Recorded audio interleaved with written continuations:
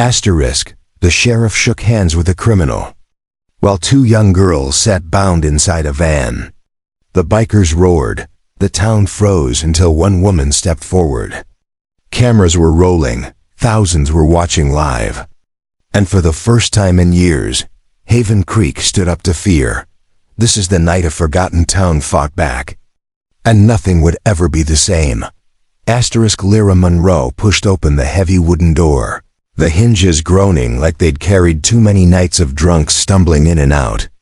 The room inside was dim, lit by a few crooked amber bulbs and the flicker of a jukebox coughing out an old country tune. Smoke and stale beer clung to the wood, the kind of smell that never really leaves a bar once it's soaked in. She paused at the threshold, letting her eyes adjust. Heat from the lingering afternoon pressed in, mixing with the sour air of whiskey breath and cigarettes. A couple of heads turned when she stepped inside, just long enough to register a stranger, then dropped back to their glasses. She picked the last stool at the end of the counter, back to the wall, view of the whole room. Some habits never died. The light from above caught the faint scar along her shoulder, the kind of mark you only get in places like Kandahar. She wore a plain white tank top, dark jeans, boots that had seen better years. To anyone else, she was just another tired woman passing through. Nobody could have guessed she'd once commanded some of Delta's sharpest units. The stool creaked as she settled in. The bartender, graying at the temples and hollow-eyed from years of late shifts, shuffled over. "What'll it be?" he asked, voice raspy, rag working in already clean glass. "Bourbon. Neat." She laid a 20 on the bar, the movement precise, like it had been practiced 1,000 times. In the mirror behind the bottles, Lyra scanned without turning her head. 3 men knocked pool balls around in the corner. A couple argued quietly in a booth, his grip on her wrist a little too tight. An old man at the far end dozed over a half-empty beer. The jukebox changed tracks, Johnny Cash, low and steady. The notes blended with the shuffle of chairs and the occasional burst of laughter that didn't quite carry any joy. Lyra lifted her glass, rotated it just enough to watch the amber swirl against the light. She sipped. The burn was sharp, grounding, like an old friend reminding her she was still here. The door banged open. Heat and the roar of motorcycle engines swept in. She didn't move, just let the mirror do the work. 5 men walked in black leather, heavy boots, tattoos winding down their arms. On the backs of their vests, a snarling wolf's head. The iron fangs. They moved in a line, slow and deliberate, like they owned the place. The bar changed instantly. Voices dropped. The couple stopped arguing. Even the pool game froze mid-stroke. The bartender ducked his head, polishing a spotless counter. Lyra set her glass down carefully. Every sense stretched taut. She marked their steps, the tilt of their shoulders, who scanned the room, who clenched a fist. Leading them was a mountain of a man, broad shoulders, beer gut pushing at his shirt, hair slicked back to a shine. Rhett Bulldog Harlan. His record was an open secret. Assault charges that never stuck, whispers of drugs moving through town. A reputation that scared off anyone who might testify. He slapped one of the pool players on the back hard enough to scatter the balls, and the man only grinned weakly.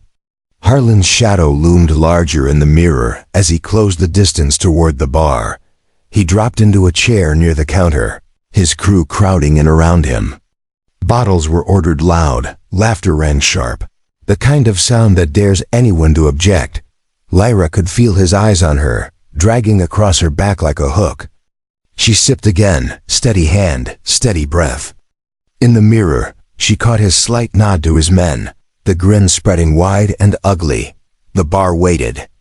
That's what it felt like, not fear, not surprise, but waiting. For the moment everyone knew was coming. For the show of force Bulldog Harlan gave whenever he needed to remind people who ran this town. Lyra traced the rim of her glass with one finger. A slow circle. Heartbeat even. Breathing measured. She could almost hear her old instructor's voice. Don't swing first. Let him make the mistake. Then it's self-defense. A chair scraped back hard. Harlan stood. Heavy boots pounded the floor with each step. In the mirror, his bulk grew until he blocked the glow of the overhead light, casting her in shadow. "Well, well," his voice boomed, loud enough for every ear. "Not every day we see your kind in Haven Creek." Laughter spilled from his table, cruel and expectant. Lyra didn't answer. She rolled the bourbon in her glass, watching the light bend in the liquid, calm as stone. The bartender's rag stilled mid-wipe. The old man at the end of the bar cracked one eye open. The pool cues hung suspended, nobody moving. Everything in the room held its breath, waiting for the first move. And Lyra sat there, scar on her shoulder catching the light, eyes steady in the glass. A predator coiled and silent in the dark. She felt the way a room gets quiet before weather hits electrons, arranging themselves, pressure choosing sides. Under it, a slow, steady calm moved through her like a tide. She traced the grain of the bar with her eyes and found where a cigarette had burned a shallow crater years ago and been polished smooth by 1,000 thumbs. She rested her thumb in it for a heartbeat, the way a key checks its lock. He moved his hand an inch. It wasn't a grab, and it wasn't clean. It was contact the way a dare is contact. His knuckles brushed the back of her index finger, and then pressed. Testing. The ring felt cool through the heat of the room. He lingered. The count in her head stayed patient. The part of her mind that handled time and distance did the math without telling the rest. The distance to the floor, the angle of his elbow, the give in the bar stool, the cheap varnish under her palm. The mirror kept every angle open for review. The bartender's rag squeaked once. One of the pool players coughed a cough so thin it was almost apology. The jukebox found its groove again, a bass note dragging a bootlace through gravel. "You do hear me," Rhett said, softer now, as if he and she were the only two people left, and he'd like to congratulate her on that. "I can tell. You're just being rude." She thought of outposts with windows too small for hands and doors that opened inward only. She thought of a captain who told recruits that the first rule was not to add weight to a room unless you meant to carry it out again. She thought of a range day in a wind so strong the voices blew sideways, and a sergeant whose laugh carried anyway, because force finds its own way. She thought of nothing at all. He dragged the ring across the grain toward her knuckles. The sound was a small scrape. The kind of sound that can grow up to be a larger sound if you feed it. The scrape left a line, and the line would stay. Across the room, the couple synchronized their swallowing as if they practiced. He looked from her hand to her face to the mirror and back. He wanted a flinch so he could feed it his smile. When none came, he took one by reaching for a different lever. "You come in here," he said as if reciting a charge. "Sit and drink like you're owed quiet. But you ain't owed nothing here unless I say you are." It was the kind of sentence a boy learns when a man with rings teaches it. It had been useful to him. It had built a small empire of silence. She met it with the only thing that ever breaks such sentences, a yes that doesn't come from the mouth, a yes that comes from the fact of a person not moving and not giving in to the choreography that was set for them. Behind Rhett, one of his men cleared his throat and said, not loudly, "Bulldog, as a kind of placeholder, are we good?" Or a brand, "This is who we are," or a request, "Do the thing now so we can have our show." The name hung like a pennant for a beat. Rhett didn't take his eyes off her. He let his lips part and lifted his chin in what he believed was a smile that could be mistaken for charm if you wanted to mistake it. The mirror put that smile inches from her cheek. He let himself drift the last fractional distance so his shoulder touched hers. A contact that looked like accident if you were facing a judge and like triumph if you needed your friends to keep believing in you. Her shoulder accepted nothing. Her gaze didn't leave the glass. The line of her mouth did not draw tight. Inside, something that remembered sand and metal and early morning discipline slid into its place along her bones. The cold part, The part that loves a procedure clicked in. She didn't have to remind herself how to breathe. Breathing is first. He chuckled, not loud. A private sound on a public stage. There it is, he murmured. There you are. He touched the hem of her tank top at the spine where it met the seatback. A motion quick as a moth's wing. The touch was not intimate. It was inventory. The old man made a low sound that wasn't a word, and the bartender dropped his rag, which hit the floor like a mouse falling out of a ceiling. She set her hand flat on the bar as if accepting communion. Her palm picked up the cool of the wood, and the cool traveled to her wrist and up the forearm in a line that was not physical but felt physical enough. In the mirror, Rhett's pupils widened. Men's eyes dilate for many reasons. She noted it without picking one. Say something, he said, almost pleading now. It was the plea of a man who needs the script to move, or else he has to write a new one on the fly. And he is not as good as he believes himself to be at improvisation. Pour me a water, she said, not to him. First words of the night. The bartender made a cup appear with a speed that verged on magic and slid it over. Ice clinked. Rhett took the sound personally. You hear that? He asked his men, not taking his eyes from her. She's thirsty. A small laugh from the table broke and died quickly, embarrassed by its own eagerness. She took the water and let the ice touch her lip. The cold ran a separate river down her throat beside the bourbon's heat. Both roads met somewhere useful. Rhett's breath moved the hair at her temple. He placed his palm on the bar, closing off the space around her glass the way a parrot corrals a toy on a high shelf. The rings flattened their faces to the wood. When he spoke again, the voice had changed, losing its party trick and finding its straight edge. You ain't better than folks here, he said. Don't come in and act like you are. She brought the water down slow and set it, just left of the bourbon, as if arranging instruments. She let the small silence after his statement be a place he had to stand. Not a vacuum she had to fill. In the mirror, she watched the tenderness drain out of his grin and leave the scaffolding. Men's smiles have bones. You can see them when the meat gives out. He shifted the weight on his heels and, without meaning to, squared his feet like a man lining up for something more mechanical. The room's angles leaned toward what would happen next. The couple's eyes cut toward the door, and then back and then away, as if they had brand new respect for doors and how they can fail to be close enough. The pool players set their cues down and pretended to examine chalk that wasn't there. The bartender planted his hands flat and widened his fingers and braced as if the bar might buck. Outside, an engine coughed, turned over, and stayed running. A child's laugh floated from somewhere down the block and hung at the doorway like a bird that didn't want to come inside. Rhett rolled his shoulders and took the last half step, finding the place where a person's breath and another person's bare skin share the same small piece of air. The first knuckle of his ring finger nudged the base of her thumb and stayed there. Pressure minimal, intention maximal. The count in her head finished the number it was on and started the next. Time isn't the same during the last seconds of a storm rolling into town. It stretches. It tenses in the belly. It goes long and thin like a fishing line and then tightens when the fish runs. A fly zigzagged between them and, not finding anything with sugar left. You're gonna be sorry about the way you act tonight, he said, voice low enough that he could deny it later if necessary.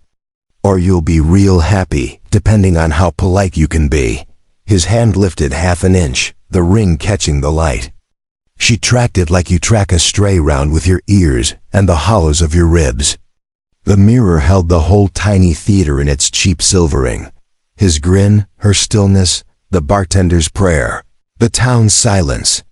The jukebox stuttered and a fresh song rolled its shoulders and stepped into the room like a stranger who might stay. She picked up her bourbon and drank without hurry. When she set it down, she set it in the same ring it had left the first time, as if fidelity to small circles were a creed. She moved her hand away an inch, then stopped. The gap between his knuckle and her skin looked like the distance a word travels from the mouth to the ear of a person who will not be taught. The old man spoke then, voice dry paper. "Rhett," he said. Nothing else. It wasn't advice. It wasn't a warning. It was a name put where it could be useful. Rhett didn't turn. "Buy you another, Pete," he said, all genial, as if generosity were the same thing as control. "Don't want it," Pete said. And this time there was weight in the words. The weight of a man who'd watched enough nights go longer than they needed to. Rhett smiled to himself and let the smile show in the mirror as a demonstration for her of how little other people mattered to him. He shifted his stance again and tilted his head and lined up a look with her that said, "We are the only two people who have to understand what is happening." She breathed in once more and tasted smoke and malt and the iron of old nails. She thought about the way a body learns to arrange itself around pain so that pain becomes furniture instead of fire. She thought about the way men like him announce themselves, not with the first thing they do, but with how certain they are that the first thing won't be the last. Her hand lifted from the bar. The room leaned into the movement. She put the hand not on the glass, not on his hand, but on the counter 2 inches to the right of where his ring made the brightest scrape. She flattened it. Her fingers spaced themselves evenly without being told. If you weren't the kind of person who counts these things, you wouldn't notice that her thumb lined up with the edge of the bar, exactly where a person would need leverage. Should leverage be called for? The bartender, who had been alive long enough to know 1,000 small moves that come before big ones, noticed. His eyes flicked to her hand and away, and then back and then away for good, because there is such a thing as seeing too much.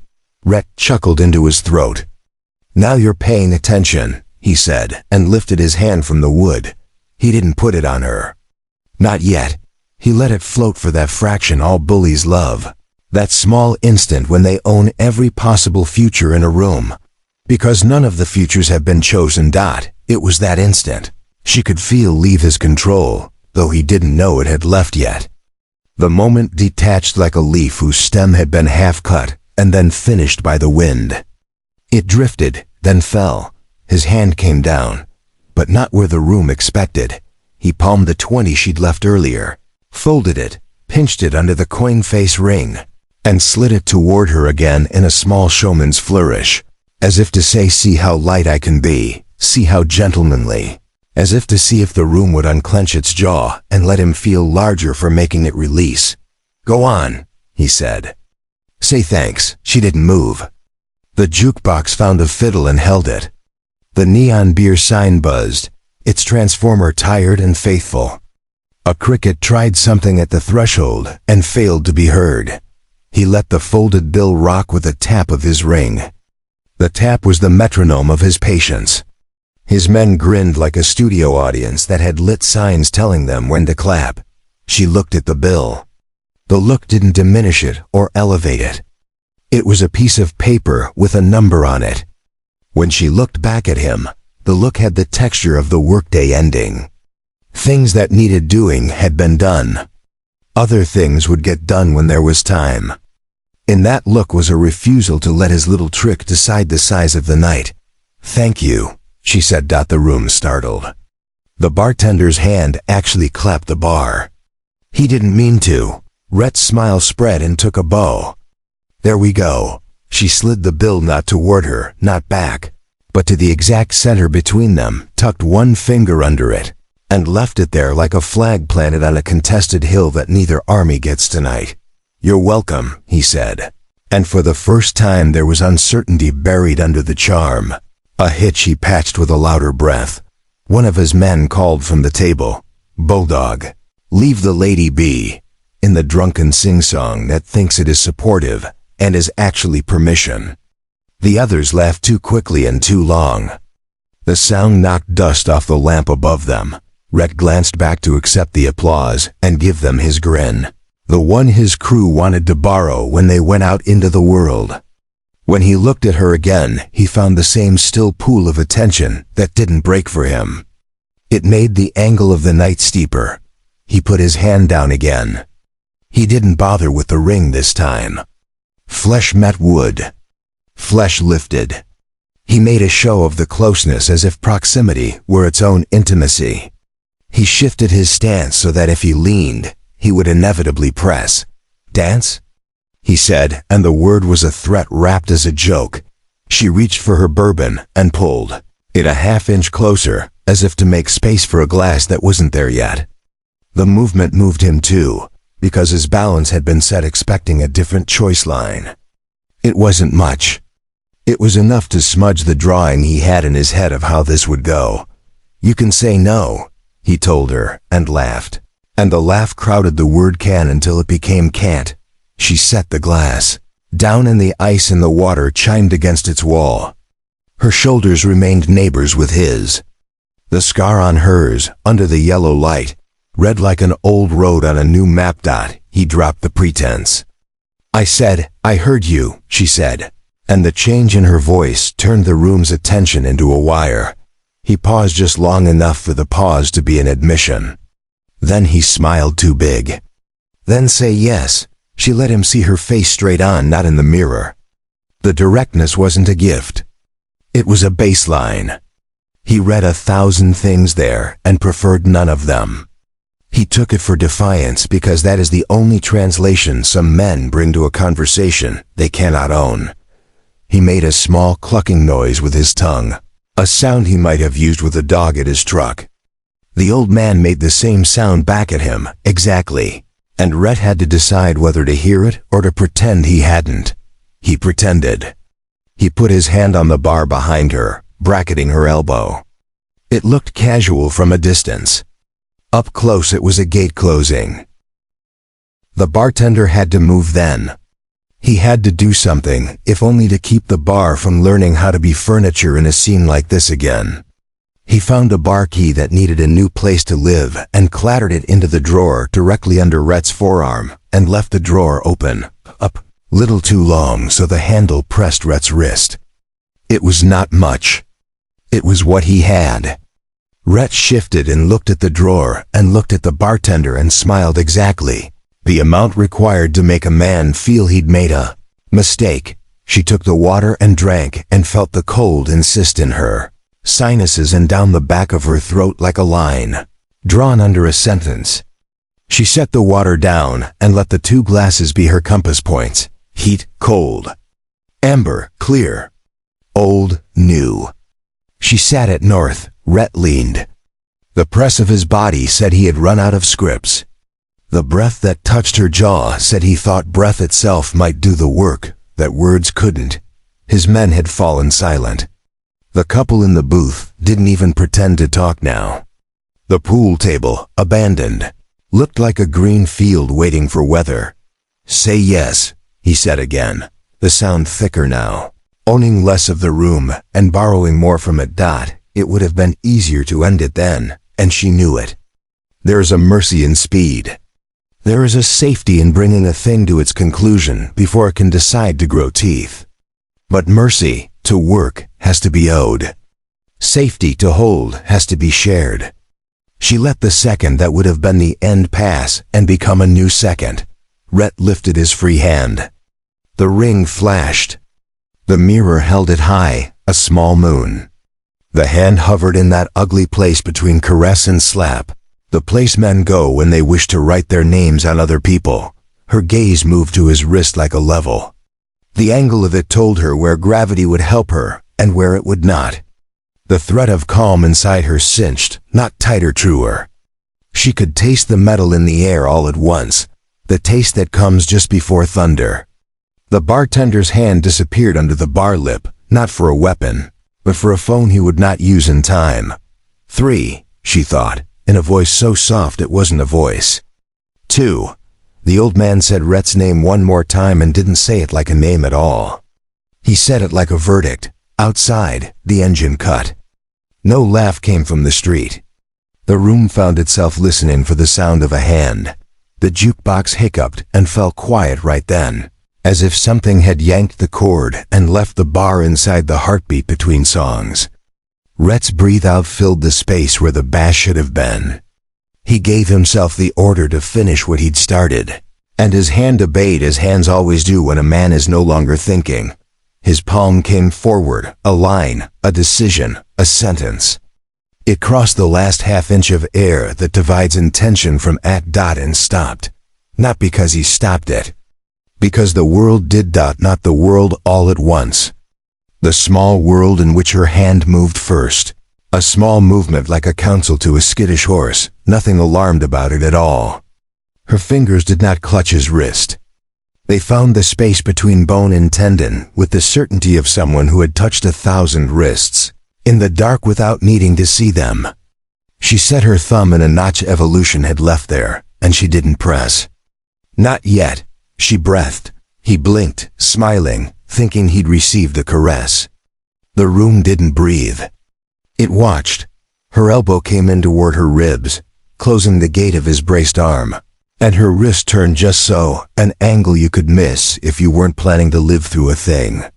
The ring on his finger ticked the bar once, a single bright sound like a bell rung for last call in a church that had gone to seed. She stopped there, with everything arranged his weight, her leverage, the unspent pressure inside that little notch of anatomy that makes an arm remember what it is to be owned by bone. She didn't finish it. She held him inside the possibility. His grin calcified. Silence in a bar is never pure. There's always glass somewhere, wood talking to itself, lights humming. This silence had those things and also the notification all of them carried to each other. We are somewhere we have not been in a long time. Don't, she said. It wasn't a plea. It wasn't a threat. It was a rule the room understood instantly, like no smoking and pay before you break. The bartender's shoulders dropped a 1/4 inch. The old man's eyes, wet suddenly, watched the precise place where her thumb touched another human being's skin. The couple leaned forward a hair, the way you lean toward a cliff without meaning to. Rhett tested the limits of his body and found them closer than he had drawn them. Surprise opened his mouth and had nothing to say. He tried to make his voice come out with its usual shape and found it had learned a new one in the interim. You, he began and stopped. She looked at him the way you look at weather through a windshield. Her hand didn't shake. Her mouth didn't smile. The place inside her where counting lives had already moved past numbers into animal quiet. If he moved forward, if he moved back, if he tried to turn his wrist to make a joke out of what had happened, inside that little crucifix of bones, she held the choices. It was the smallest demonstration with the largest consequence. The jukebox found its power, again, and cued a guitar that might as well have been played with gloves on, tentative and tender. The sound came in low and dared to say everything was ordinary. No one believed it. The neon buzzed a little louder to make the lie easier to swallow. She eased her thumb off the notch as if returning a borrowed thing. She placed his wrist back on the bar in the exact spot from which he had taken it, like replacing a tool on its pegboard outline. Then she lifted her hand and used it to move her bourbon 2 inches farther from him. The water stayed. He pulled his arm back too quickly and pretended he hadn't. He shook his wrist once like a man who has slept on it wrong. His face tried 3 expressions and picked none. Behind him, his men broke into laughter with poor timing and worse taste, and then choked on it when they realized they were laughing alone. Pete at the far end sighed, the sound of a boat rope settling on a dock. The bartender pushed the rag forward again, this time without pretending to clean anything. He just needed to have his hands do something. Rhett licked his lip and found it dry. He said lightly, "You got some spirit in you," and smiled at the room to see if it would smile back. It didn't. He found himself smiling to himself and hating it. She turned her face away from him, not fleeing, not dismissing, simply reassigning him to the category of furniture he had volunteered to join. She lifted the bourbon and took it in what looked like a pleasure and was actually the closing of a file. In the mirror, for half a heartbeat, their faces were framed side by side. His, the color rising from the collar. Hers, the quiet of someone who had just kept a promise no one else knew she'd made. He leaned back from the bar first. He made that choice at least. He took his chair and made it scrape. His men shouted small things to each other to stitch the scene back up. The pool players picked up their cues and missed easy shots. The couple spoke in rushes, like people who come out of a tunnel and think they have to make up for silence. The room found its breath again and distributed it among its citizens, each getting their share. She finished her drink and left the glass on its ring. She set another 20 on the wood and slid it toward the bartender with a nod that carried the respect the room had failed to cultivate for itself. The bartender pinched the bill by the corner and lifted it as if it might dissolve if touched too roughly. He managed, "Mom," and stopped there. She turned on the stool, slowly, and put her boots down and stood. Rhett's chair creaked as if it might stand with her, then didn't. She stepped past him without looking. The line of heat where his body radiated into the air did not touch her. The distance between them was whatever she needed it to be. At the door, she paused to let the light from the street draw a rectangle over the room again. The air from outside was no better than the air inside. It was just different. She looked at no one. She pushed the door, and the hinges remembered their complaint. The heat slipped in, the bar's breath slipped out, and the moment closed behind her like a record put back into its sleeve. She stepped onto the sidewalk and didn't look right or left. The bikes along the curb blinked in chrome. The sun had gone down into heat lightning somewhere beyond the tree line, throwing pale knives at the belly of the low clouds. She heard voices behind her, muffled by wood and habit. She walked. What the room felt, as her shadow left it, was not relief. Relief suggests a problem solved. What it felt was a curiosity sharpened by something else it didn't have the practice to name. It felt like a line had been drawn not with chalk, but with a blade pressed just enough to tell the wood there would be no more carving tonight. Rhett stared at his hand as if he could see the imprint of someone else's will on it. He closed it and opened it. He told himself his wrist hurt because he'd worked a chain earlier in the day, and not because a woman had shown him his bones. He told himself he had let it go because he was generous, because he wanted to enjoy his beer, because the heat had gotten to him. He said these things to himself in the voice of a man who had survived entirely by never speaking to himself honestly. He stood up again, and the room asked itself the question of whether to watch. He took a step and sat back down, laughing loud enough to knock the question off the table. His men laughed with him. He showed the room his teeth. The room gave him nothing back. Outside, the evening pushed hot air around the little town. Far away, a train talked to itself in long iron syllables. She moved through it, a steady figure in the half-light, not fast, not slow. She carried the bar with her the way a person carries a dream they don't talk about until it shows up again the next night, changed and bigger and asking to be named. Behind her, a hand the size of a spade flexed and couldn't find the grip it thought it had on the world. Inside her, the tide rolled out and left the useful wet sheen of sand that tells you exactly how your next step will take. She took it. The street took it. The night did what nights do. It held its breath and waited to see who would inhale first. She walked until the heat thinned and the town let go of her shoulder. Haven Creek had a way of holding on porches with folks on them who did nothing but watch. Dogs that knew your steps by the second day. The single stoplight that blinked its own red-yellow lullaby after dark. She wanted a sky without neon. She wanted the kind of quiet that didn't come with witnesses. Her street had that sort of quiet, the kind that exists because there isn't enough energy left in the day to bother it. Lawns cooked to a dun color, flags asleep on their poles, a sprinkler somewhere clicking lazy arcs into a garden that would forget by morning it had ever been wet. She turned into her driveway and let the car roll the last 2 feet, the engines ticking the only sound counting down. The garage door threw back the glow of the streetlight in a wide rectangle, and the paint stole the glow and made it mean. "You'll burn next," in red so fresh it still shone. The letters were big enough you could read them from the corner. They bled where the spray held too long in a hand that had a tremor or too much joy.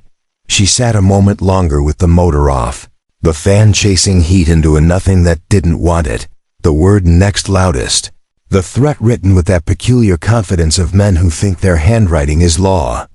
The urge to slam the wheel and get loud rose like a bird in her chest and settled. She opened the door softly so the night wouldn't flinch. The air smelled like cut grass and the sweet, chemical sharp of paint. A moth banged itself against the garage light, a soft frantic percussion. She stepped close enough to the letters to see the spray's powder on the ridges of the door's metal. Her finger came away red and sticky. She rubbed thumb to forefinger and made a small pink moon across the skin, then wiped it down the seam of her jeans. The line it left there didn't look like blood, not exactly. It looked like a promise someone thought she'd accept. Mrs. Walters' porch light popped on next door. The old woman's silhouette filled the screen like a ghost 2 sizes too small for its frame. "You all right, honey?" she called, the screen holding her voice inside the mesh a little. "Fine," Lyra said. "Want me to call someone?" "No, you sure?" "Yes, well," a pause. "They did that to the high school last summer. Took forever to get it off. But it did come off. You scrub and scrub. One morning it's suddenly gone like it was never words at all." "Good to know," Lyra said. "You call if you need," Mrs. Walters said, which was both more and less than it sounded. The light went out. The screen door sighed shut. Lyra walked her yard once like a patrol, slow enough to see, quick enough not to make the night think it could arrange itself differently while she looked. She checked the tiny tells you leave without admitting you do. A hair laid crosswise in the crack of the back door. A sliver of newsprint at the base of the side gate. The exact angle of the welcome mat she'd stopped welcoming people with. Everything in place. Whoever had written on the door wanted her to read, not to enter. Inside, the dark was a cool animal that came to sit at her feet. She flicked on a lamp and let the room decide whether it trusted her. Everything did. Kitchen neat. Keys in the bowl. The mug near the sink rinsed and upside down. Shadows where shadows should be. She checked the back door and the windows and the one cupboard no one looks in. She drank a glass of water standing at the sink, watching the backyard as if the grass might confess. Her bedroom held its own kind of quiet, which is a list of your choices from the last month made into furniture. The closet door slid smooth. The safe behind the clothes opened under her fingers. She pulled out the small cloth bag she kept tucked behind tax files. An old habit that looked like strategy and was really just a way to hush the part of her brain that demanded a plan when there was nothing else to give it. She took inventory the way you do to prove to yourself that some things remain under your hand. A camera body with its battery full. A lens that could see faces far enough away that men believed they were safe. A handful of tie wraps coiled like white snakes and harmless until used. No weapons you could hand to a prosecutor. Just tools that made it harder to tell yourself a lie. The shower boiled heat off her skin and left her emptier and clean. She stood in the steam until her pulse settled into the pace of the house. In the mirror, the scar looked like an old riverbed in a drought. She touched it once the way you check the temperature of a window in winter. Not to remind yourself it's cold, but to confirm the world outside is still different from inside.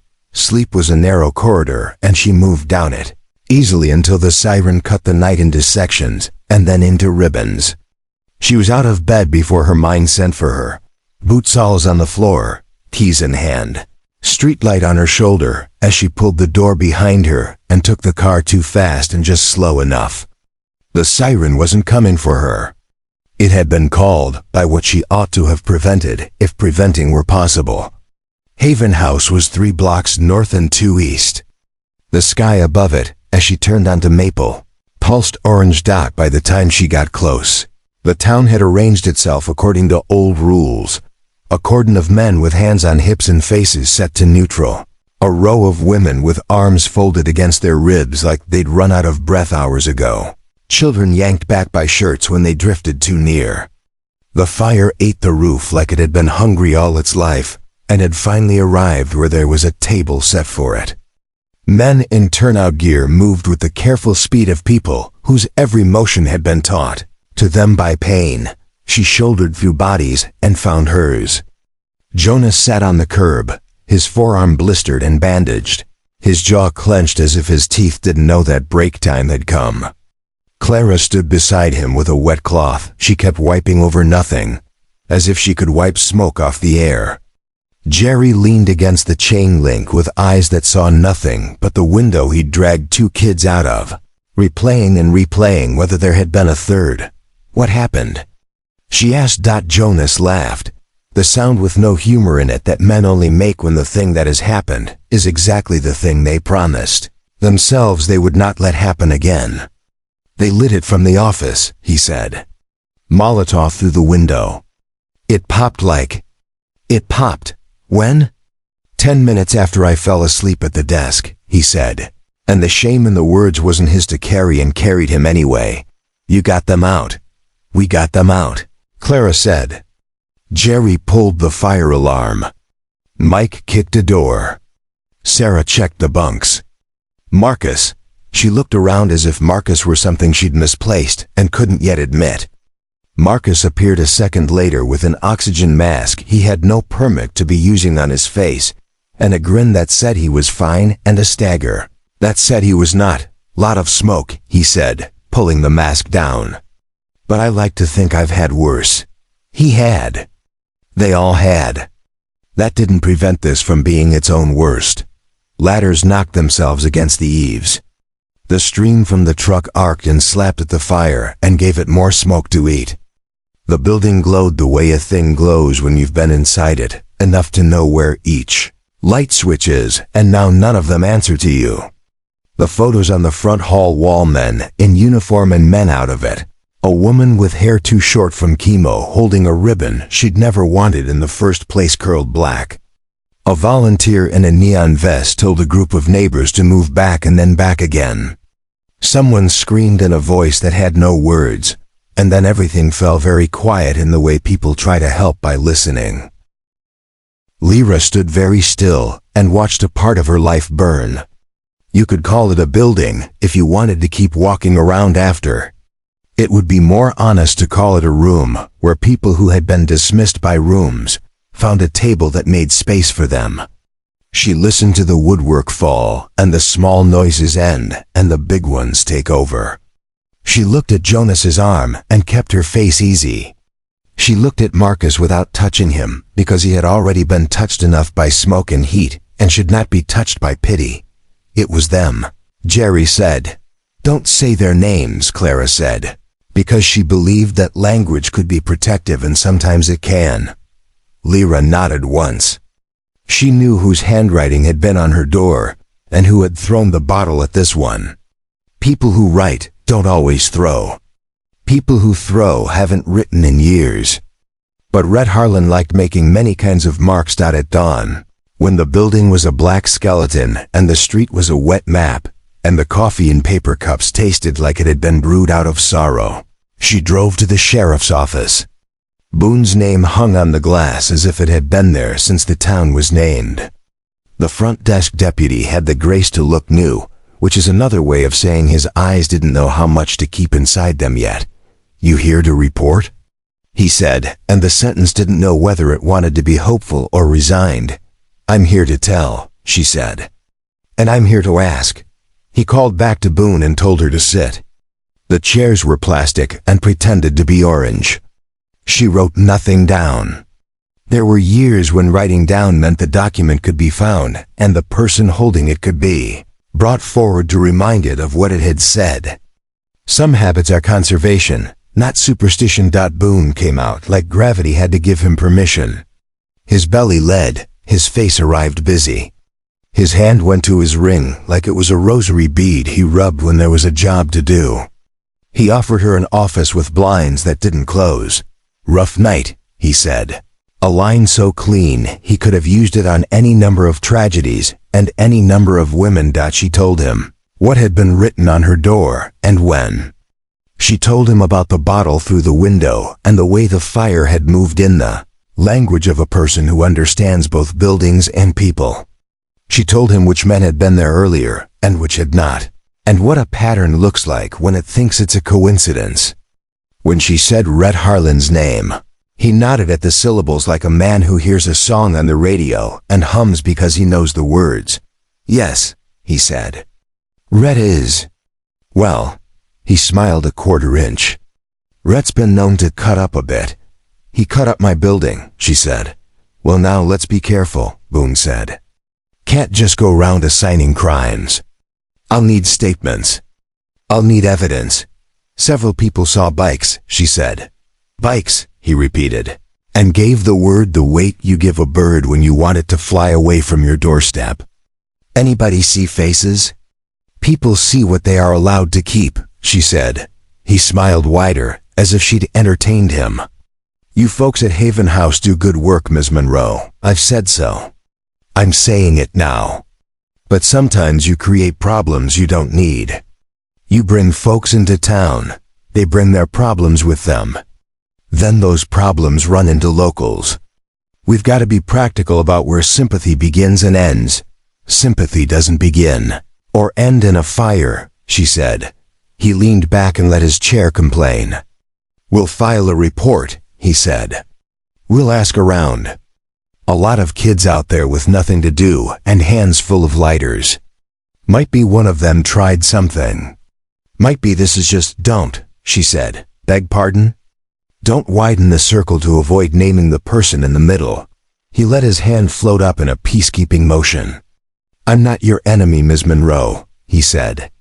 You think you know this town because you've lived here a year. I know this town because it made me. I know how to keep it from tearing itself up. It already tore, she said. I'm here to tell you where to stitch. He smiled again, slow, patient. I'll let you know what we find. He would not. She stood. When you don't, she said, I will.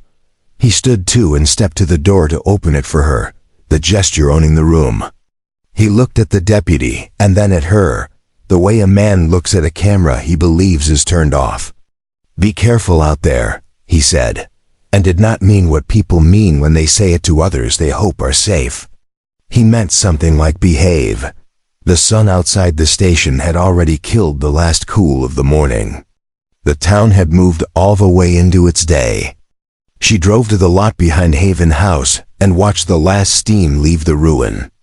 They'd put a temporary fence up, chain link with angry little flags tied along it like the line between 2 yards after a long fight. She stood with her fingers threaded in it and then took them out again because she didn't want the metal's taste in her mouth for the rest of the day. Within an hour they came, because good people come, even when it's just to hold a corner of a tarp or bring a box of donuts and put it where a table will someday be again. Mrs. Henderson from the diner brought coffee heavy as a handshake. Tom from the hardware store brought work gloves and masks, and the order to take them without making a fuss. A young man Lyra had seen twice and never heard speak picked up a shovel and began to make a path through the char that looked like a path had always been meant to be there. Her people came too, limping and bandaged and half asleep, shoulders bent and then straightening as they found each other's eyes. Marcus's forearm wore a new sleeve of gauze. Sarah had sooted her hairline that soap hadn't found yet. Jonas held his burned arm like he was making sure it understood it was still his. They worked without talking much. The scrape of shovels and the clack of boards filled in for words. When they had cleared a door-sized space where a door used to be, Lyra called them together without raising her voice. They collected around her because that's what bodies do when they recognize a center. Look at me, she said, because sometimes that's the only way to borrow someone else's steadiness. We're here. That's the first part. Second part is this. We don't get smaller because someone tried to burn us down. Marcus nodded once. Sharp. We don't get louder either, she said. Loud is for men who have run out of actions. Then what? Jonas asked, not impatient, hungry. We learn, she said. We watch. We teach each other the simplest things that keep people safe. We make a place where fear has to stand out in the yard and change its mind before it comes in. She saw the shift move through them like wind through grain. The purpose joined their bodies and held them up and apart in the right ways. She didn't need to say more. She also wanted to, because her bones had things to say that her mouth couldn't keep if it didn't let them out. We will not become what hurt us, she said. We will not write on anybody's door. We will not answer night with night. We will fold the day around us and let it work. That afternoon she led them into the lot behind the ruin and marked out a rectangle of cracked asphalt with cones Tom had brought, because Tom always knew where cones were. She taught stance. She taught where your weight goes if you want to stay standing when someone wants you to fall. She taught where to put your hands when someone thinks hands make them king.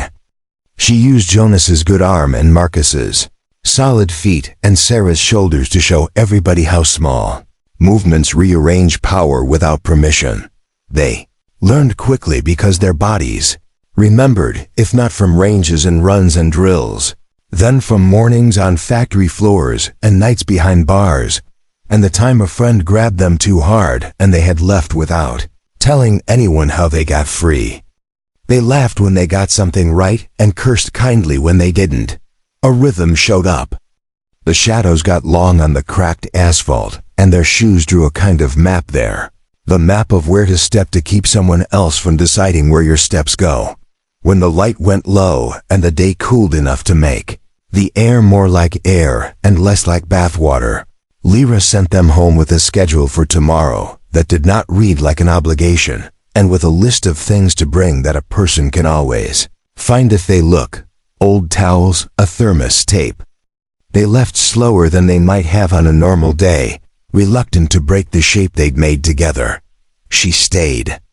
The lot clicked and ticked as heat left the ground. She stood with the cones like a teacher in an empty gym and let herself feel the absence of a roof where one should have been. She heard the bikes before she saw them circling without engine bravado, idling like sharks. They came down Maple without noise enough to call itself a parade. 3 of them this time, not 5. And that told her something about how Rhett wanted the night to feel. Not a raid, not a conquest, a reconnaissance that wanted to be mistaken for a favor. They rolled past slow enough to look without having to turn their heads. One lifted his chin at her as if saying good evening. None of them stopped. She didn't move her hands. She didn't put them in pockets to show she was calm, didn't fold them so anyone could say she'd been closed. She let them hang, ready to pick up a cone or a stone or the air, if that was what the moment asked. The bikes turned the corner and went away in that particular way men go away when they expect you to be relieved. The relief did not arrive. What arrived was the decision she had been heading toward all day and had been trying not to write down where she'd have to see it. She went home by the long route. She stopped once to buy a cheap roll of painter's plastic and a bottle of solvent that promised miracles on every label and delivered exactly what it said if you gave it time.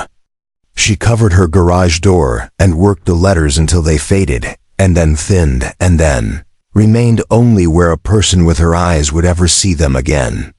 She left that trace. She wanted to be able to read it in the morning and remember what the night had taught the town about itself. At the table, she spread a map of Haven Creek she had bought at the pharmacy and never admitted to herself she would use. She marked the warehouse district with a pen that bled a little and drew a small X where she had seen bikes disappear 2 nights earlier when she'd been running off weariness with the ordinary act of walking. She drew lines from there to the bar, and from the bar to the sheriff's office, and from the sheriff's office to the burnt rectangle on Maple. Not because maps are magic, but because sometimes the body needs to see an idea, earn a few straight lines, before it allows the mind to rest in it. She charged batteries. She cleaned the lens she would use to make legal the thing that had already become real. She wrote no names. She slept none or slept deep. She could not have said which. Morning came anyway, as thin and merciless as it always did at dawn. The lot behind the ruin filled again, as if the night had been a blanket thrown over something that stayed warm underneath.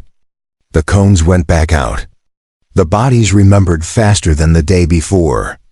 Clara's hands learned to turn a wrist without tenderness. Jonas showed Marcus how to set his hips so that a shove dissolved. Sarah, who had never punched anybody in her life on purpose, learned how to open a throat with a syllable and make a stranger walk away before they realized. It had been their choice. Lyra moved through them, light with correction, heavy with praise, careful to put her hands where hands do good, and to take them off where hands do harm. Between drills she glanced down Maple and found the corner empty. The emptiness was not proof. It was an invitation to see further. They worked until the heat told them not to. They drank water from coolers. Someone brought sandwiches that had more mayonnaise than they should and tasted like victory anyway. They made the plan to come back after supper and put lights in the lot, the kind of work lights Tom had in the back of his store and would pretend he couldn't rent and would therefore have to loan. They agreed without discussing that they were safer near each other now, not because the world had gotten worse, but because it had taken off its mask. After they left, Lyra went back to the bar. It wasn't heat yet, just the warmth that lives in wood and comes out when you touch it. The bartender saw her and didn't smile and did something better, which is stand up straight and meet her at the spot where people go to exchange respect. Coffee? He said. Please. He poured the kind that comes from a machine that hates mornings, and handed it to her like he was giving her a tool. Pete was there, of course, at the far end where he had always been there since time. He lifted his chin in her direction a fraction. She returned it.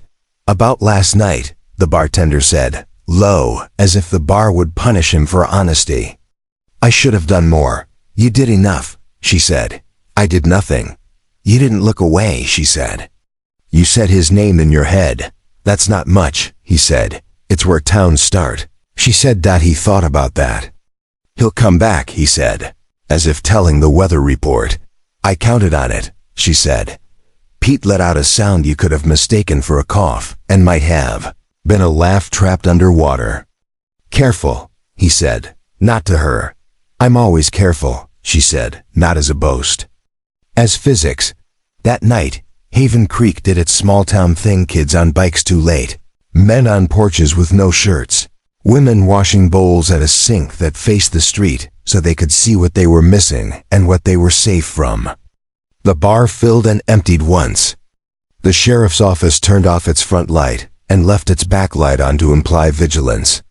Somewhere a church had its midweek potluck and someone ate too much potato salad, because that is what it is there. 4. She parked 2 blocks from the warehouse she had marked on her pharmacy map and walked the last distance like an evening wanderer, a person with nothing to do but let the day end. The building wore its years the way dogs wear burrs, picking up metal and grime and keeping them in its coat. A box truck backed to a loading dock.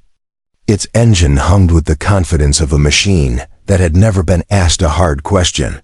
She found the stair of a neighboring factory and climbed it slow. Not because she needed to, but because moving slow tells your feet what is under them, and that ends up mattering more than speed.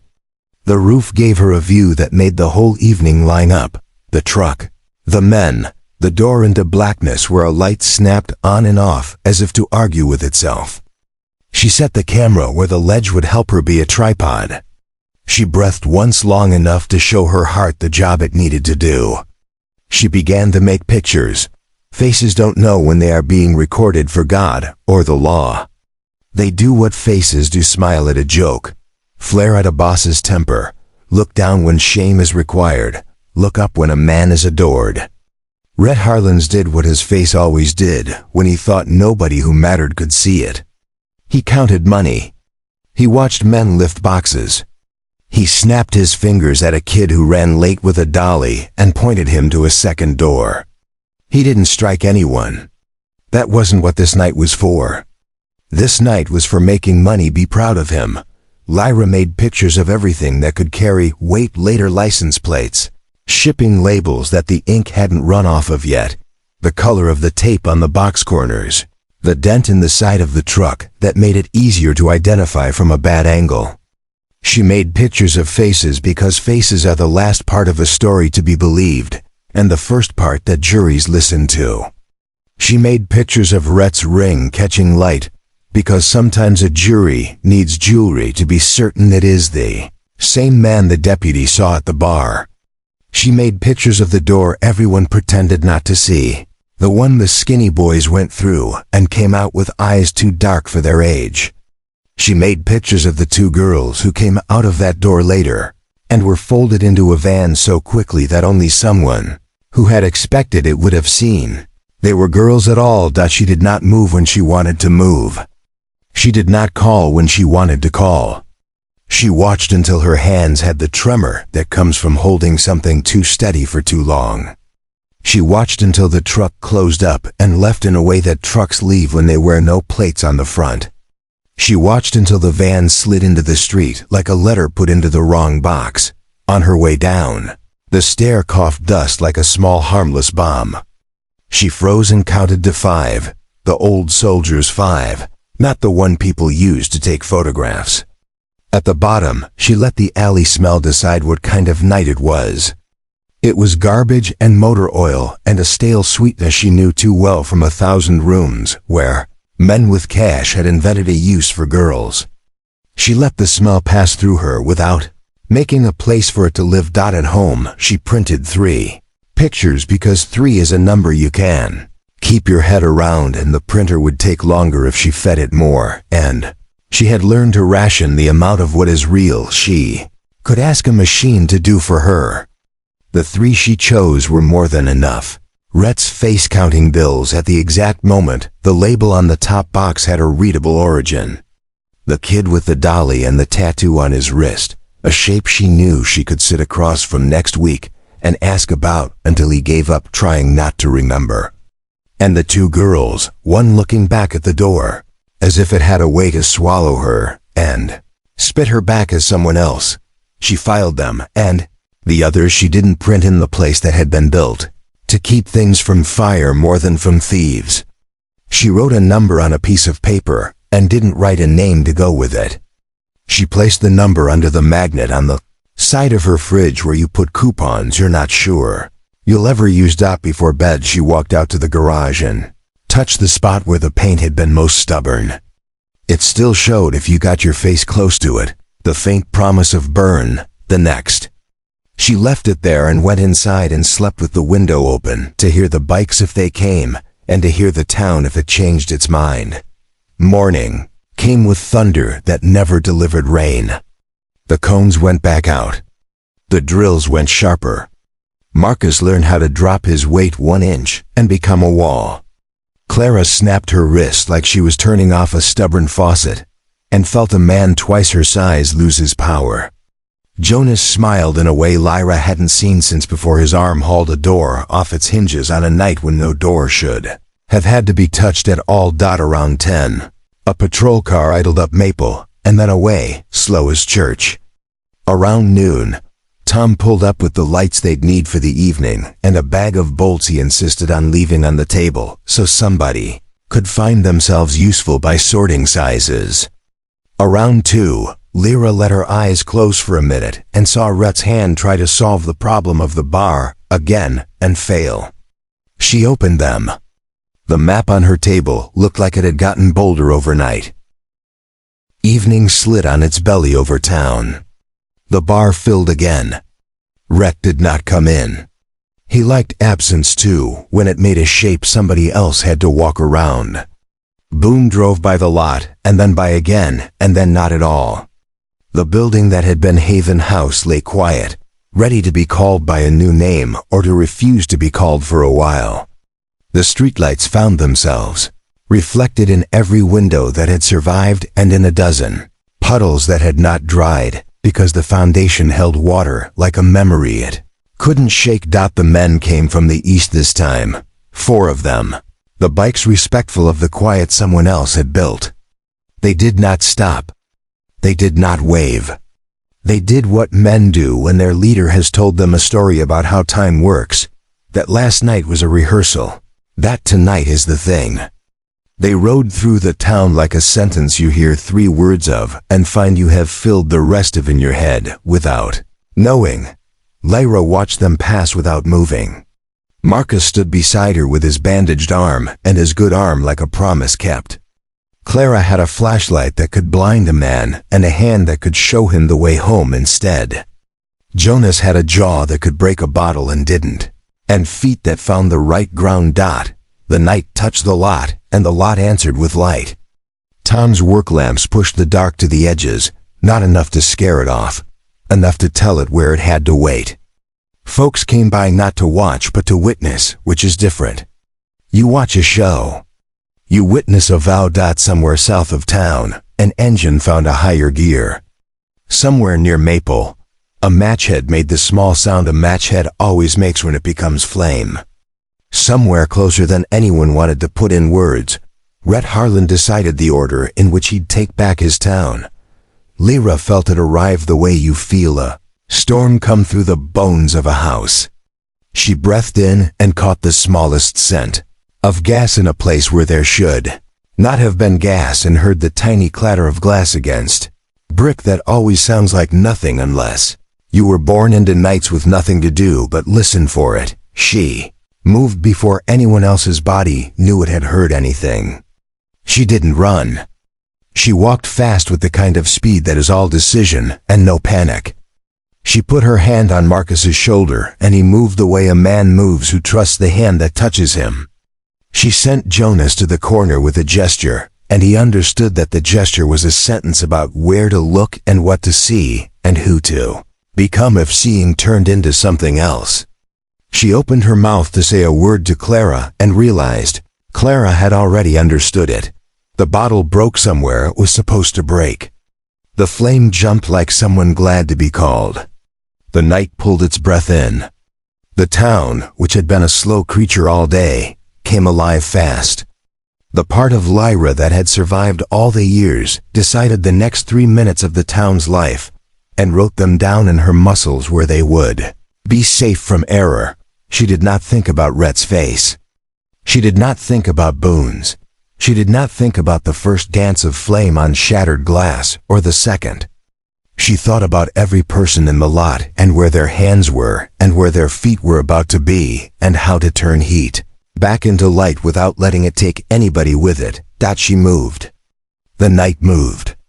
Haven Creek, for the first time in a long time, moved with somebody who knew what she was doing.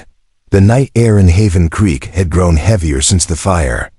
Even when the sky was clear, a haze seemed to hang over the town, as though the smoke from Haven House had left a permanent scar. Lyra noticed it most when she walked the quiet streets. Doors shut earlier now, curtains drawn tighter. People avoided eye contact. The whole town felt like it was bracing for something worse. Inside her modest living room, maps and photographs covered the oak table. Marcus sat across from her, arms still bandaged, his face drawn but eyes alert. Sarah leaned against the wall, flipping through a notepad filled with names, shifts, license plates. They weren't just veterans anymore, they were a unit again. They'll try again, Marcus said, breaking the silence. Lyra nodded. She didn't need to be told. The Molotov at the shelter wasn't about destruction. It was a message. One she intended to return with interest. Sarah placed a photo on the table. Rhett and 2 of his men loading crates behind a warehouse at the edge of town. He's moving shipments Tuesdays and Fridays. That's when we get the clearest faces, the cleanest evidence. Lyra studied the photo. The smug confidence in Rhett's stance. Boone lingering in the background, talking to someone on his phone. 2 sides of the same corruption, pretending to be enemies when they were in fact co-conspirators. They think fear keeps this town in check, Lyra said, voice steady. But fear only works until people see there's another way. Marcus leaned closer, lowering his voice. Are you sure we're ready to show our hand? If we go too early, we don't attack, Lyra cut in. We expose. Every face, every deal, every payoff. Boone, Rhett, the deputies covering their tracks. Once it's in the open, they can't bury it. Sarah tapped the photo again. Then we'll need more than a few pictures. We need timing. A full narrative. Lyra exhaled slowly, feeling the weight of command settle back onto her shoulders. The veterans in that room looked at her the way soldiers once had overseas. Not just as a comrade, but as the person who'd walked them through hell and out the other side. Outside, the low rumble of engines broke the night. 3 motorcycles rolled slowly past her house, their riders staring at the darkened windows. Lyra watched from behind the curtain, her jaw tightening. The fight hadn't just followed her home, it was circling, waiting. They're testing us, Marcus muttered. Good, Lyra said softly. Let them. The next morning, Lyra drove across town with Marcus riding shotgun. His arm was still wrapped tight in clean bandages, but he refused to stay behind. Through the windshield, Haven Creek looked unchanged, same cracked sidewalks, same leaning telephone poles, but Lyra noticed the silence. Too few cars on the road for a weekday. Too many closed signs hanging in shop windows. They pulled into Pete's gas station, the same place where locals still risked gathering for gossip and half-truths. Pete spotted them as soon as they stepped out. The old man's jaw was tight, his eyes flicking nervously toward the street. You two shouldn't be here this early, Pete muttered as Lyra approached. Word is Rhett's boy's been sniffing around. Asking who talks to who. Lyra set her hands on the counter, steady, deliberate. Then maybe you should let them hear you talking to me. Pete blinked, caught between fear and admiration. He poured them both coffee in battered styrofoam cups. His hands trembled just enough to splash a few drops. I seen things these past weeks. Trucks pulling into that warehouse on Industrial Drive. Ain't no groceries in those boxes. Can you put that in writing? Marcus asked, voice firm but kind. Pete froze. Writing's dangerous. Talking's dangerous. You know how long bulldogs run this place? Folks tried before. They don't last. Lyra leaned closer, her voice dropping to a whisper that somehow carried more weight than a shout. This isn't about lasting. It's about ending. You know what they did to the shelter. You know they'll do worse. Pete stared into his coffee for a long moment before finally nodding. I'll tell you what I can. But if Boone finds out, Boone won't find out, Lyra interrupted. Not until it's too late. Back in the car, Marcus shot her a sidelong glance. You're pushing people hard. They're already pushed, Lyra said. I'm just giving them somewhere to stand. By evening, the veterans gathered in the warehouse that now served as their makeshift command post. Sarah pinned maps to the wall, string connecting pins that marked warehouses, bars, alleys, escape routes. Jenny Torres adjusted a second-hand camcorder, testing angles. Tom Wheeler stood by the door, his posture rigid, as though he'd stepped straight out of a briefing room decades ago. Lyra spread the latest photos across a table. Rhett's men loading crates. Boone stepping out of his cruiser, shaking hands with a biker in broad daylight. License plates, timestamps, angles clear enough that even the laziest investigator couldn't ignore. We're close, Sarah said. Another shipment tomorrow night. If we catch them mid-transfer, it's over. Lyra shook her head. It's not enough to catch them. We have to make it undeniable. Boone's going to try to bury anything that comes through his office. We need redundancy. Multiple witnesses. Multiple recordings. Simultaneous uploads. Marcus frowned. That takes coordination we don't have. Then we build it, Lyra replied. Her tone left no room for doubt. The room stilled, every eye on her. For a moment, she felt the weight of Delta again, briefing men before they jumped into black zones on the other side of the world. The stakes were smaller now, at least on paper. But in truth, this mattered more. These weren't anonymous operations. These were her people, her town. Tomorrow night, she said, drawing a red X on the map. Industrial Drive. We move in teams. Marcus, your eyes on the west side. Sarah, you're with Jenny covering the dock. Tom, you and Mike get the back lot. Cameras rolling from the second we step out of our cars. No contact unless absolutely necessary. We don't fight them, we expose them. The veterans exchange looks, the old rhythm of military cohesion clicking back into place. A few of them nodded. Some clenched fists quietly. Lyra folded the map. One more thing. Rhett won't go quietly. He'll try to draw us out, bait us into swinging first. Don't take it. We're not here to brawl in the dark. We're here to show the world what's been hiding in plain sight. Silence filled the warehouse, thick with unspoken resolve. Then Marcus said it for all of them. Yes, ma'am. Later that night, Lyra sat alone in her car, engine off, watching Bulldog's Den from across the street. The neon sign flickered, casting red and yellow stains across the gravel lot. Through the window she could see Rhett laughing too loud, his men crowding a table, their swagger filling every inch of the room. Boone's cruiser sat parked discreetly in the shadows, the sheriff himself drinking from a glass like he was just another patron. Lyra's jaw tightened. The lines were clear now. There was no more pretense. This wasn't a bar full of drunks. It was a command post for corruption. And tomorrow night, she intended to light it up, not with fire, but with truth. She pulled her cap lower, started the car, and melted into the night. Industrial Drive at 3:45 a.m. was silent except for the hum of sodium streetlights and the occasional groan of a semi on the highway a mile away. The warehouses loomed like abandoned giants, their corrugated metal walls streaked with rust and shadows. Lyra crouched behind a row of dumpsters, night vision monocular pressed to her eye. Through the green haze she could see the dock where Rhett's crew was already unloading crates. 2 box trucks idled, exhaust curling upward into the damp night. Men moved with the confidence of routine, too loud, too casual, certain no one would dare look their way. Marcus's voice crackled in her earpiece. West side in position. Got 2 of them standing lookout, but they're smoking more than they're watching. Copy, Lyra whispered.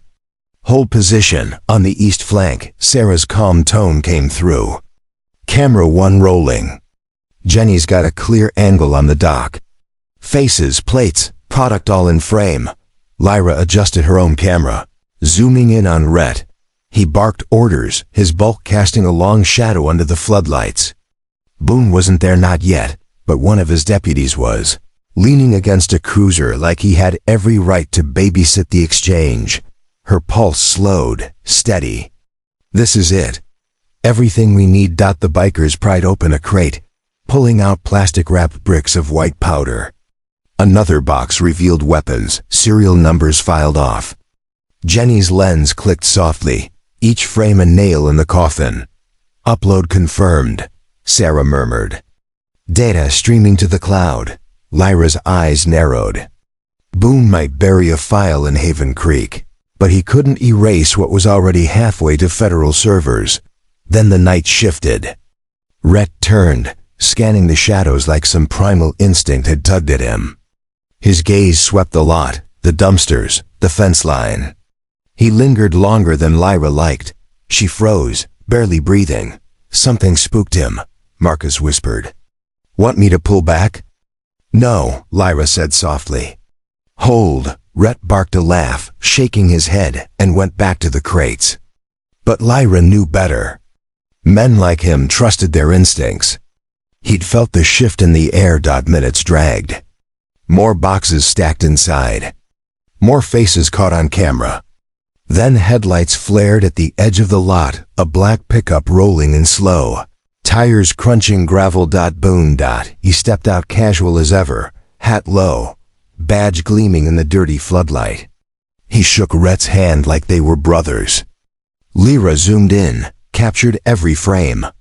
Sheriff and outlaw, side by side. Got him, Sarah whispered, awe in her voice. Lyra allowed herself the briefest exhale. This was it, the link that tied the whole rotten tree together. Drugs, weapons trafficking, and law enforcement covering it all. Boone leaned in close to Rhett, words lost in the hum of engines. But Lyra didn't need audio. The body language was enough: shoulder pats, nods, an envelope slipping from Boone's hand to Rhett's vest. "Upload 2 confirmed," Jenny said, voice shaking. Lyra glanced at her watch. 4:12 a.m. time to go. She tapped her earpiece. "All teams, disengage. Quiet exit. We've got what we came for." One by one, confirmations clicked through. Marcus backing out toward the west fence. Sarah and Jenny slipping through the shadows east. Tom pulling rear guard at the lot's edge. Lyra took one last look through the monocular. Boone laughing, Rhett grinning, crates disappearing into the dark. Monsters convinced they were untouchable. Then she slid into the night, boots whispering across wet asphalt. By dawn, the team regrouped in the warehouse they called HQ. Exhausted faces ringed the table, but there was light in their eyes, hope, maybe even triumph. Sarah spread the captured stills across the wood. "This is it. Drugs, guns, trafficking, Boone himself. Uploaded to 3 separate servers, encrypted, backed up. They can't erase this." Marcus leaned back, a rare smile tugging at his lips. "Then we just handed the feds a silver platter." Lyra studied the images. Rhett's sneer. Boone's handshake. Deputies standing guard over contraband. Evidence so clear it could shake Haven Creek to its core. But she didn't smile. "They won't go quietly," she said. "Not Rhett, not Boone. We lit the fuse tonight. Now we see how they burn." The room fell silent, the weight of her words settling in. Outside, the town was waking, unaware that its balance of power had just shifted. Inside, a band of veterans prepared for the storm they knew was coming. And Lyra Monroe, scarred soldier, reluctant leader, sat at the center of it all, calm as the eye of the hurricane. The morning after Industrial Drive, the town looked the same, but Lyra knew better. Beneath the quiet storefronts and the cracked sidewalks, tension coiled like barbed wire. She felt it in the way people glanced over shoulders, the way cars idled too long at stoplights, the way silence pressed down heavier than it had before. In her kitchen, the veterans crowded around the oak table. Coffee steamed in mismatched mugs, the bitter smell cutting through the fatigue. Sarah sorted memory cards into envelopes, sliding each one into a small lockbox. Marcus leaned against the wall, his arm finally free of bandages but stiff, like he hadn't decided whether to trust it yet. "We've got it in 3 places now," Sarah said. "Cloud backups, encrypted drives, and 1 copy with my cousin in Dallas. Boone can't bury it." Lyra sipped her coffee, eyes on the window. Outside, Mrs. Peterson watered her flowers like nothing had changed. But Lyra caught the subtle tilt of the old woman's shoulders, the quick glance toward the street. Fear, always there, always simmering. "They'll know we were there," Marcus said finally. His voice was calm, but his jaw was set. "Rhett's not stupid. He'll smell it on the air. He doesn't have to know," Jenny argued. "Not yet. Maybe we keep quiet, let the feds move first." Lyra shook her head. "He already knows. Men like Rhett feel when the ground shifts. And when they feel it, they strike." As if on cue, a low rumble echoed down the street.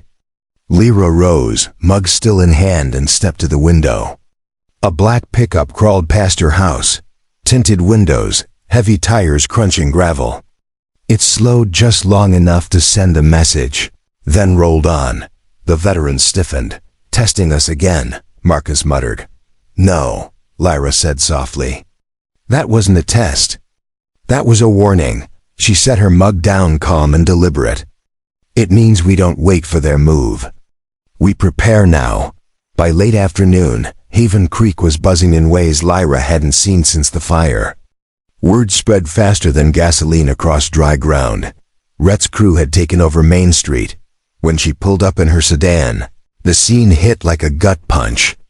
3 motorcycles parked sideways across the road, blocking traffic.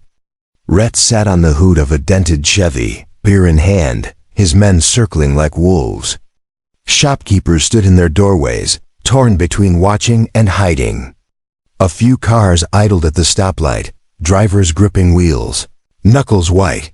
One of Rhett's men shaved head, leather vest stitched with iron fangs, spray-painted crude words across the front of Henderson's diner.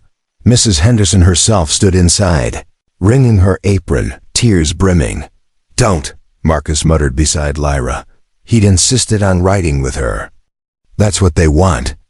For you to charge in alone." Lyra's eyes stayed locked on Rhett. He raised his beer toward her car like a toast.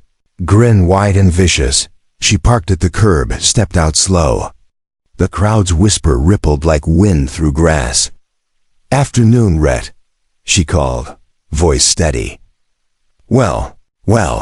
He spread his arms, letting his crew laugh. "Thought you might crawl out. Brave little soldier, standing tall while the town hides." "You're blocking traffic," Lyra said, ignoring the taunts. "Move your bikes," Rhett's grin twisted. "Funny thing.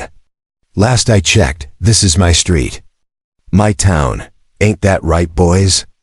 The men howled agreement, the sound echoing off brick walls. A sheriff's cruiser rolled up slow. For a moment, the crowd held its breath. Then Boone stepped out, hat low, belt buckle gleaming. He scanned the scene, and instead of breaking it up, he clapped Rhett on the shoulder like they were old friends. "Evening, folks," Boone drawled. "Looks like we got ourselves a block party." The crowd groaned softly, disappointment, despair. Everyone understood in that instant that no help was coming. Lyra's fists tightened at her sides, but her voice stayed calm. "Sheriff, he's vandalizing private property. You gonna write that up?" Boone tipped his hat back, eyes cold.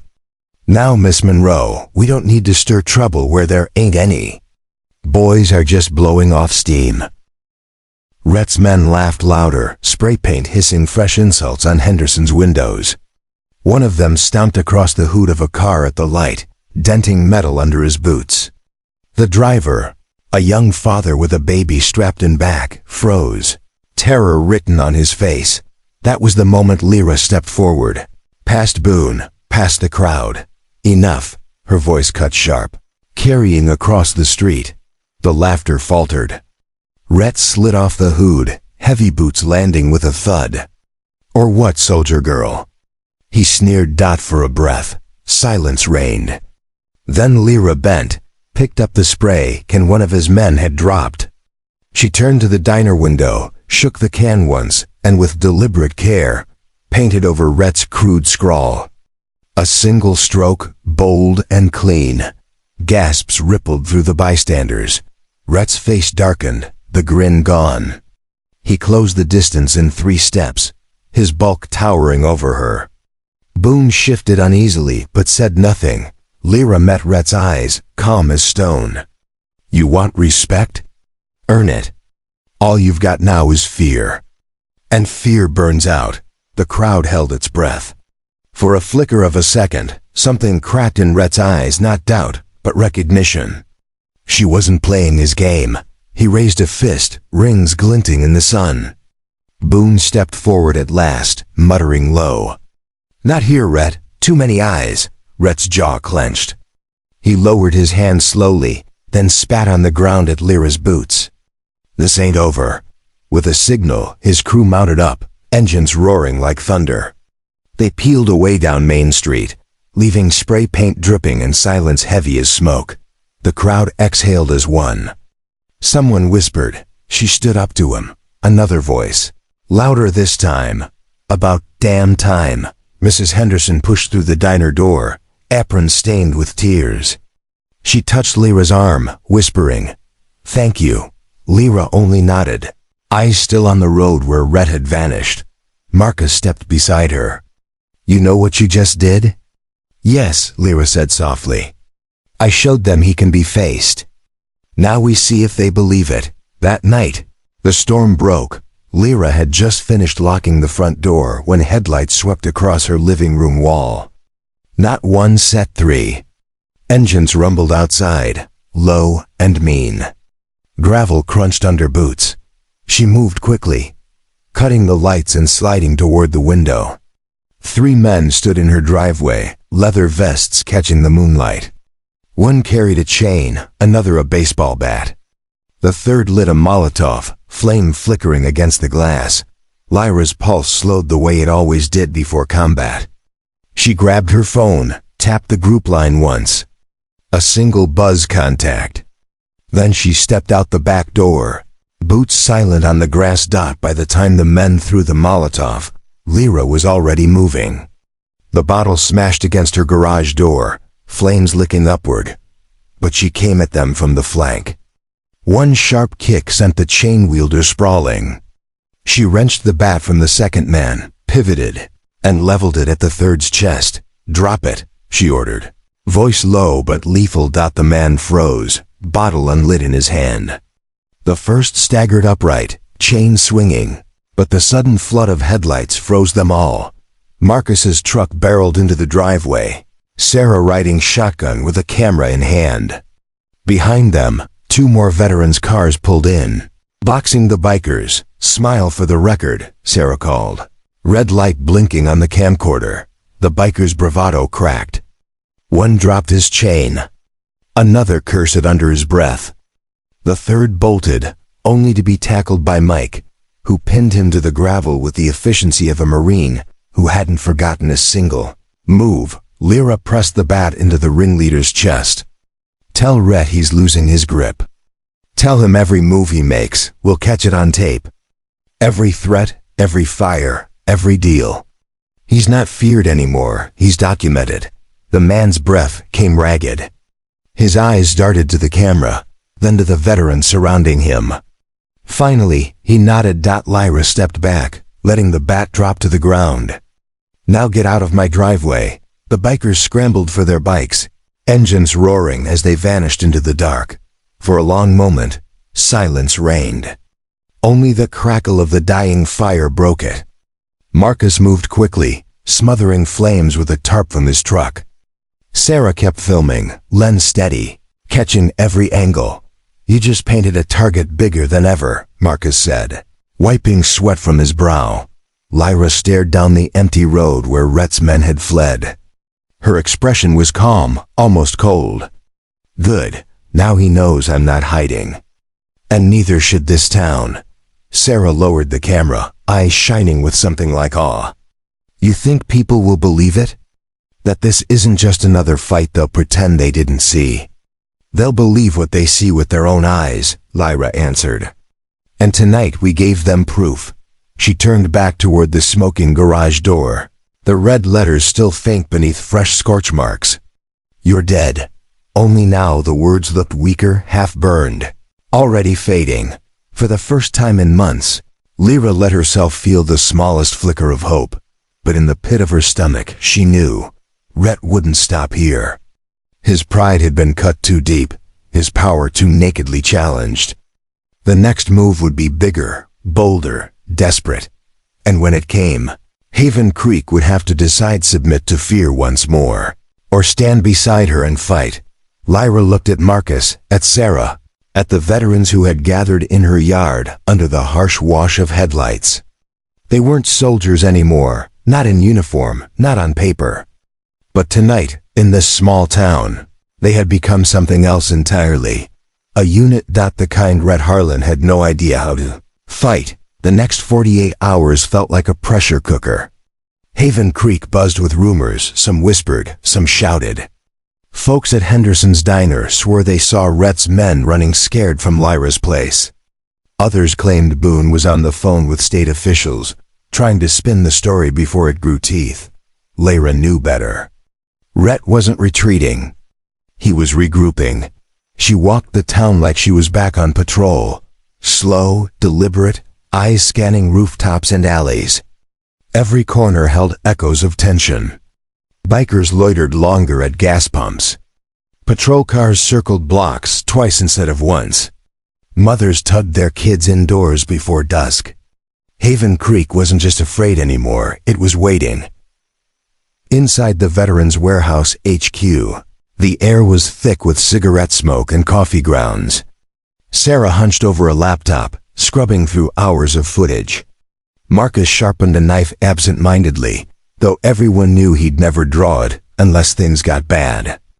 Jenny scribbled in her notebook, piecing together a timeline that tied Rhett's shipments to Boone's patrols.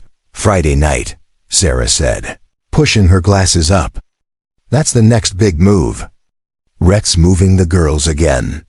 The van we tagged last week is registered to one of Boone's deputies. Lyra leaned over the table, scanning the photos. The van, the warehouse. Rhett's smirk caught in still frames. Boone's handshake. The story was all there, if someone had the guts to tell it. Friday night we intercept, she said. Not with fists, not with fire. With witnesses. We make the town watch, Marcus frowned. You're talking about going public? Streaming it? Lyra nodded. No more shadows. No more waiting for the feds to swoop in and clean up. Haven Creek needs to see it with their own eyes. Live. Silence fell. It wasn't hesitation, it was the kind of silence soldiers shared before a mission, when every man and woman measured the weight of what was coming. Finally, Marcus grunted. Then we suit up. That night, Lyra sat alone on her porch, the cicadas humming like distant static. She thought about the scar on her cheek, about the men she'd buried overseas, about the small town that had become her battlefield. She thought about Rhett Harlan, a man who mistook cruelty for strength. And Boone, who cloaked cowardice in law. She whispered to the dark, "This ends Friday," and the night, heavy and restless, seemed to whisper back. One way or another, Friday night came heavy with heat, the kind that stuck to your skin even after the sun dipped. Haven Creek felt smaller than ever, like every porch light and every drawn curtain was holding its breath. The veterans gathered early in the warehouse, each face drawn tight, each movement deliberate. Marcus checked batteries. Sarah tested the livestream connection. Jenny passed out burner phones. Lyra stood in the center, her presence anchoring them all. This isn't about fighting, she reminded them. It's about showing. Eyes on. No excuses, no spin. Once the stream goes live, Rhett and Boone can't bury it. Sarah nodded, nerves sparking in her eyes. I've got 3 cameras ready. Redundant streams. If one gets knocked out, the others keep rolling. Tom cracked his knuckles. And if Rhett decides he doesn't like being on camera? Lyra met his gaze. Then the whole damn world sees that too.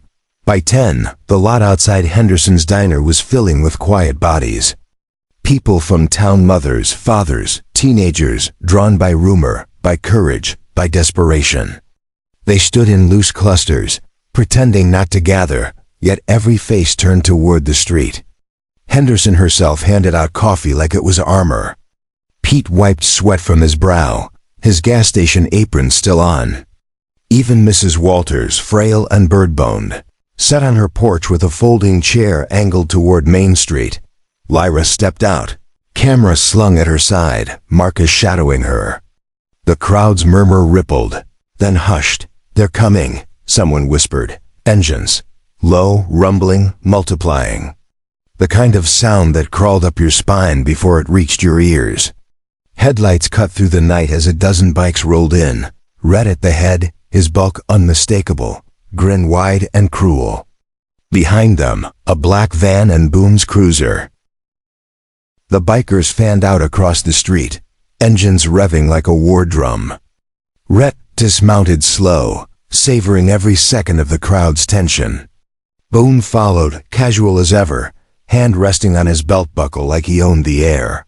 Well, Rhett drawled, voice carrying. Looks like we've got ourselves an audience. The crowd shifted uneasily, but no one left. Henderson gripped her apron tighter. A teenager raised his phone, shaking. Lyra stepped forward, calm as stone. Sarah's red light blinked, live stream rolling. Evening, Rhett. Sheriff. Her voice was steady, controlled. "You've got cargo in that van you don't want anyone to see," Rhett laughed, throwing his head back. "You hear that, boys? Soldier girl thinks she can shame us with a camera." Boone's eyes flicked to the crowd, then back to Lyra. "Miss Monroe, I'd advise you to walk away. This isn't your fight." "Yes, it is," Lyra said, louder now, letting the crowd hear. "This town deserves the truth. Right here, right now." The live stream caught Rhett's smirk, Boone's scowl, the way the deputies shifted uneasily. In the comments section, strangers across the country were already typing, "What's going on in Haven Creek? Who are these men? Is this live?" Sarah whispered into her mic, "Thousands watching. Numbers climbing." Rhett's smirk faltered, just a fraction. Cameras had a way of stripping men like him bare. He snapped his fingers. The van doors swung open. Inside, crates stacked high, plastic-wrapped bricks glinting under the floodlights. Two young girls huddled in the corner, wrists bound, eyes wide with terror. Gasps tore through the crowd. Phones lifted higher. The live stream chat exploded. Lyra's heart hammered, but her face stayed steel. "This is Haven Creek," she said into the camera. "This is what your sheriff protects. This is what your biker king trades in." The crowd stirred, anger overtaking fear. A man shouted, "Enough!" Another echoed it. Rhett's face twisted. He lunged forward, spittle flying. "Shut it down, now." But Lyra didn't flinch. She held her ground as Marcus stepped closer, Sarah keeping the camera steady. The red light glowing like Judgment Dot, and for the first time in years, Rhett Harlan looked less like a king and more like a cornered man. The moment cracked wide open. Rhett lunged, shoving past Boone, his bulk barreling straight toward Lyra. The bikers roared behind him, engines snarling like beasts straining at the leash. But Lyra didn't step back. She raised her chin, let the livestream camera catch every detail of his fury, the vein bulging in his temple, the spit at the corner of his mouth. The raw hatred etched deep. Marcus was there in an instant, intercepting Rhett's swing. The two men locked in a clash of sheer force, the sound of bone and muscle colliding echoing down Main Street. Gasps rippled through the crowd. Boone barked, "Stand down!" But no one listened. Not his deputies, not the bikers, not the town. The lie of his authority had been ripped bare. Phones lit the street like fireflies. Dozens of cameras now, all angles, all live. Every kick of gravel, every scream, every curse broadcast in real time to an audience growing by the second. Rhett roared, shoving Marcus aside, turning back to Lyra. His fist rose then froze, because Henderson, apron still tied, had stepped into the street. Her voice, quivering but loud, cut through the chaos. "No more." For a heartbeat, everything held still. Then Pete joined her, gas station rag still in hand. Then Mrs. Walters, trembling on her cane. One by one, the people of Haven Creek stepped forward, filling the street between Rhett's gang and Lyra. "We're done hiding," a man shouted. "You don't own us," another added. Phones lifted higher. The live stream comments exploded. "Stand with them. Call the feds. This is proof." Boone's face blanched. He turned toward the crowd, hand hovering near his holster, but his deputies didn't move. One even lowered his eyes, ashamed. "Sheriff," Lyra said, her voice sharp as glass, "you can draw your gun in front of half the country if you want. But you won't stop this." The weight of her words hung heavy. Boone's hand trembled, then dropped. Rhett snarled, looking around like a beast cornered by prey it once thought weak. His men revved their engines, but the sound no longer cowed. The townsfolk didn't scatter. They stood firm. "Get in the van." Rhett bellowed at his men, "We're taking it." But Marcus stepped into the open, knife still sheathed, but presence undeniable. "No," he said. "Not tonight." The bikers hesitated. The girls in the van whimpered. Sarah's camera stayed locked on them, red light unwavering. Rhett realized then he'd lost. Not in fists, not in fire, but in exposure. The whole world was watching, and the town had chosen sides. With a roar of frustration, he shoved past his men, mounted his bike, and gunned the engine. One by one, the others followed, their thunder fading into the distance, leaving only dust and shame behind. Boone stood frozen, his badge gleaming dull under the streetlights. For the first time, he looked small. Lyra turned to the crowd, her voice carrying, calm but fierce. "This is our proof. This is our stand. Haven Creek belongs to its people, not to fear." Cheers erupted, not loud at first, but growing, swelling, breaking into a roar that rattled the windows. The girls were carried out of the van, blankets wrapped around their shoulders. Phones captured their rescue, the faces of a community finally unbroken. Lyra exhaled, slow, steady, her scar catching the light. For the first time, she allowed herself to believe they might win. But deep inside, she knew. Rhett wasn't gone. Boone wasn't finished. This was only the breaking point. The real war was still coming, and she would be ready. The crowd lingered long after the bikers. Engines faded into the night. For the first time in years, Main Street wasn't owned by fear. It belonged to the people again. Henderson hugged her apron tight. Pete wiped his eyes like dust had gotten in them. And even Mrs. Walters, trembling on her cane, stood taller than anyone remembered. Lyra watched it all in silence.